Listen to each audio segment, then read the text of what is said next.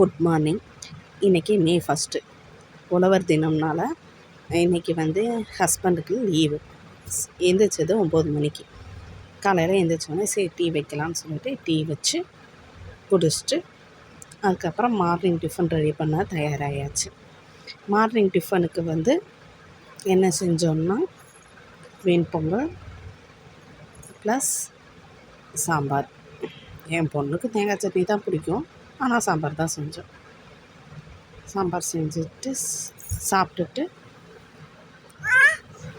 எல்லோரும் வீட்டில் இருக்கிறனால சரி உளுந்த வடை செய்யலாம் அப்படின்னு சொல்லிவிட்டு இன்றைக்கி உளுந்த வடைக்கு ப்ரிப்பேர் பண்ணி உளுந்த வடை மதியானத்துக்கு சாப்பாடு, சாம்பார், ரசம், உளுந்த வடை செஞ்சு சாப்பிட்டோம்.